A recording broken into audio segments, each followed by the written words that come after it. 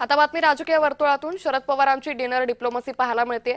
महाविकास आघाडीच्या सगळ्या आमदारांना निमंत्रण देण्यात आलं। वायबी चव्हाण सेंटरमध्ये रात्री जेवणाची पंगत बसली। बारामती विधानसभा पोटनिवडणुकीबाबत चर्चा असेल याची शक्यता आहे, त्यामुळे महाविकास आघाडीच्या सगळ्या आमदारांना निमंत्रण देण्यात आलं। तर शरद पवारांची डिनर डिप्लोमसी ही पाहायला मिळते। वायबी चव्हाण सेंटरमध्ये रात्री जेवणाची पंगत ही बोलावण्यात आलेली आहे।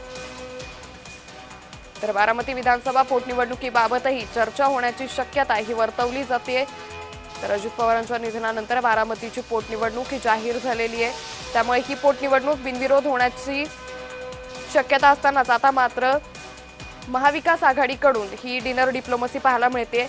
या डिनर डिप्लोमसीमध्ये नेमकी काय चर्चा होते, कोणकोणते मुद्दे महत्त्वाचे ठरतात हेही पाहणं तितकंच महत्त्वाचं ठरणार आहे। महाविकास आघाडीच्या सगळ्या आमदारांना यावेळी निमंत्रण देण्यात आलेलं आहे।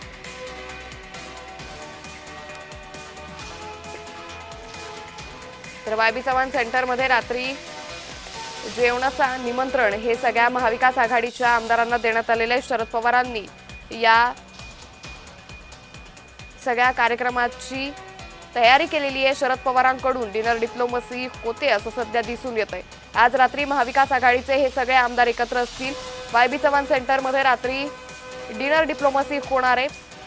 बारामती पोटनिवडणुकीबाबत या डिनर डिप्लोमसीमध्ये चर्चा होण्याची शक्यता आहे। जर महाविकास आघाडीकडून या पोटनिवडणुकीमध्ये उमेदवार उतरवण्यात आला तर मात्र आता बारामतीची पोटनिवडणूक आणखीनच रंगत होईल असं चित्र काहीसं दिसून येतंय। आता या संदर्भात महाविकास आघाडीचे सर्वच आमदार नेमका काय निर्णय घेतात हे पाहणं तितकंच महत्त्वाचं ठरणार आहे।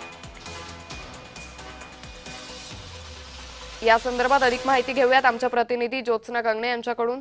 ज्योत्स्ना, आज शरद पवारांची डिनर डिप्लोमसी पाहायला मिळते, काय अधिक माहिती? शरद पवार जी आहे त्याची डिप्लोमसी सोमवारी संध्याकाळी त्यांनी जे आहे महाविकास आघाडीच्या सर्व नेत्यांना, खास करून जे वरिष्ठ नेते आहेत त्या सर्वांना जे आहे शरद पवार यांनी जेवणाचं निमंत्रण दिलेलं आहे। राज्यसभेची शरद पवार यांची बिनविरोध झालेली निवड त्यानंतर जे आहे शरद पवार आता ते महाविकास आघाडीच्या सर्व आमदारांना प्रमुख नेत्यांना घेऊन बैठक करणार आहे। या बैठकीमध्ये बारामतीच्या पोटनिवडणुकीचा बिनविरोध करायची कसा पाठिंबा द्यायचा याबाबत सुद्धा शरद पवार जे आहे ते महाविकास आघाडीला काही सूचना देतील।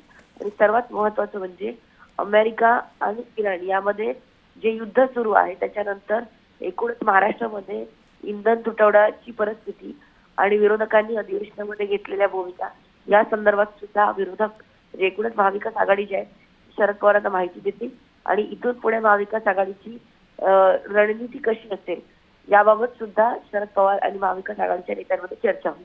अंकिता, निश्चित या संदर्भातले अपडेट घेत राहू। तुर्तास धन्यवाद ज्योत्स्ना, आपण दिलेल्या सविस्तर माहितीसाठी।